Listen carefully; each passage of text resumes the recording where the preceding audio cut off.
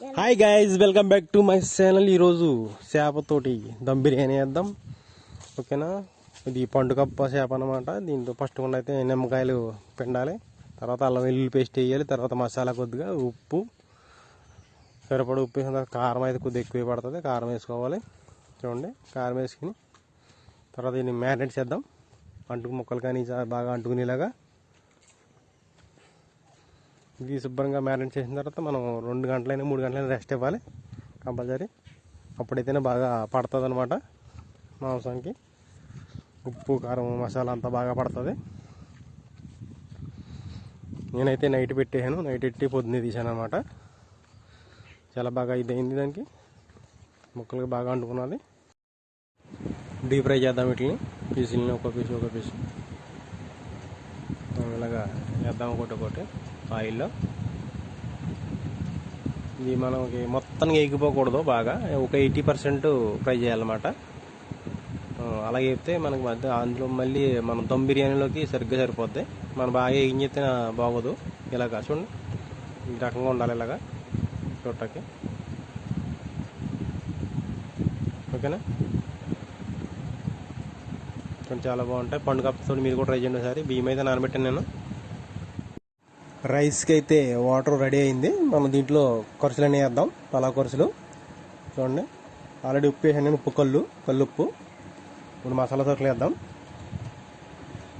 మసాలా సరుకు వేసిన తర్వాత టేస్టింగ్ సాల్ట్ కొద్దిగా వేద్దాం,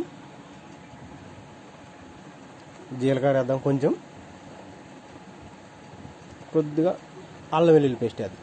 ఓకేనా, ఇది రెడీ అవుతుంది. ఆల్రెడీ బియ్యం కడిగి పట్టి నేను చెప్పాను కదా మీకు. నేను ఉల్లిపాయలు కూడా కట్ చేశాను, ఇవన్నీ రెడీగా ఉన్నాయి. అన్నీ మనం ఇందాక డీప్ ఫ్రై చేసిన ఆయిల్లోనే మనం ఇప్పుడు ఇచ్చేద్దాం. ఓకేనా గైస్, ఇవన్నీ బాగా ఫ్రై అవ్వాలి.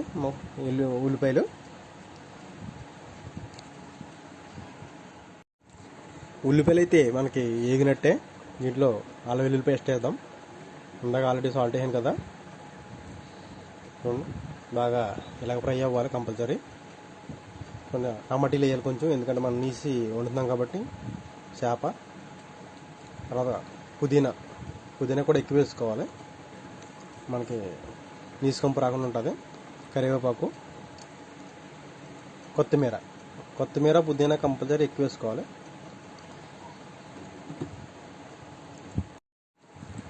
ఇప్పుడు మనం కారం అయితే వేద్దాం. బాగా ఫ్రై అయిన తర్వాత ఇలా కారం వేసుకోవాలి. కారం కొంచెం ఎక్కువ పడుతుంది, నీసు కూర కాబట్టి. మనం ఇలాగా ఇదన్నీ రెడీ చేసుకున్న తర్వాత మనం దీనిపైన ముక్కలు వేసుకుని అప్పుడు మనం రైస్ని పక్కన ఉడికిన తర్వాత 70% అయిన తర్వాత వేయాలి. చూడండి, ఇసుక ఇలా కింద పెట్టుకుని పైన ఇది ఆగెట్టుకుంటే గిన్నె ఎడితే బాగా అంటే మాడిపోకుండా ఉడుతుంది అనమాట బియ్యాని. ఓకేనా, చూడండి వాటర్ అయితే రెడీ అయిపోయింది. బియ్యం అయితే 1 గంట ముందు నానబెట్టాను. ఈ దాంట్లో వేద్దాం. వేసిన తర్వాత మనకి 70% ఉడికిన తర్వాత మనం ఈ ముక్కలు ఎట్టి దీని మీద ఎట్టి మనం ఆ రైస్ పైన వేసుకోవాలి. ఓకేనా, చూడండి ముక్కలు చక్కగా ఉన్నాయి. ఇప్పుడు రైస్ కూడా అయిపోతే రైస్ కూడా మనం పైన పెట్టేద్దాం. పైన వేసుకున్నాం. పైన వేసుకుని ఒక అరగంట అయితే ఉడకాలి కంపల్సరీ. అరగంట ఉడికిన తర్వాత మనం 1 గంట రెస్ట్ ఇవ్వాలి. దీనికి రెస్ట్ కంపల్సరీ ఇవ్వాలి. ఇంకా రెస్ట్ ఇస్తేనే నీకు రైస్ బాగా తయారవుతుంది, పీస్ అది బాగా ఇది అవుతుంది. ఓకేనా, కంపల్సరీ రెస్ట్ ఇవ్వాలి, వెంటనే తీయకూడదు. మొత్తం అరగంటలో ఇది ఉడికిపోద్ది. ఇది అన్నీ రెడీ అయిపోయి ఉన్నాయి కాబట్టి 70% రైస్ అయిపోయింది. తర్వాత కూర ఫ్రై అని చేసాం. ఇలాగా ఆనియన్ కూడా కొద్దిగా ఫ్రై చేసి వేసుకుంటే పైన చాలా బాగుంటుంది. కొత్తిమీర పుదీనా ఇవన్నీ వేసుకుంటే, ఇలాగా క్యారెట్ ముక్కలు ఇవన్నీ వేసుకుంటే చాలా బాగుంటుంది చూడటానికి. ఓకేనా, చూడటానికి తింటానికి కూడా బాగుంటుంది. ఓకేనా, ఈ మన నెయ్యి అయితే వేసుకుని కంపల్సరీ. నెయ్యి కూడా చాలా బాగుంటుంది స్మెల్. ఓకేనా, చూడండి ఓపెన్ చేసి చూపిస్తాను మీకు. ఇది అయిన తర్వాత ఇప్పుడైతే దమ్ పెడుతున్నాను.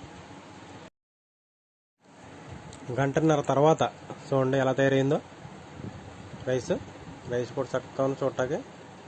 కలర్స్ వేసుకుంటే మీకు రెడ్ కలర్ కానీ గ్రీన్ కలర్ కానీ వేసుకుంటే ఇంకా చూడటానికి ఇంకా బాగుంటుంది. చూడండి, రైస్ తీసాను, పీస్ తీసాను, ఎంత బాగుందో పీస్. చూసారా, పండుగప్పతో వండుకుంటే చాలా బాగుంటుంది అన్నమాట. పండుగప్ప కదండి, ముళ్ళు తక్కువ ఉంటాయి, టేస్ట్ బాగుంటుంది. చూడండి ఎలా ఉందో. తిన్నారంటే మళ్ళీ ఎప్పుడైనా మళ్ళీ కావాలంటారు అన్నమాట. ఆ టైప్ ఉంటుంది ఇది. మన చికెన్ ఎప్పుడు తింటూనే ఉంటాం, మటన్ కూడా తింటూనే ఉంటాం బయట. ఇలా చేప బిర్యానీ అంటే కొంచెం తక్కువ దొరుకుతుంది ఎక్కడెక్కడైనా. ఒకసారి మీరు ఇంట్లో ట్రై చేసి చూడండి, చాలా బాగా వస్తుంది అనమాట. ఓకేనా, థ్యాంక్ యూ, బాయ్.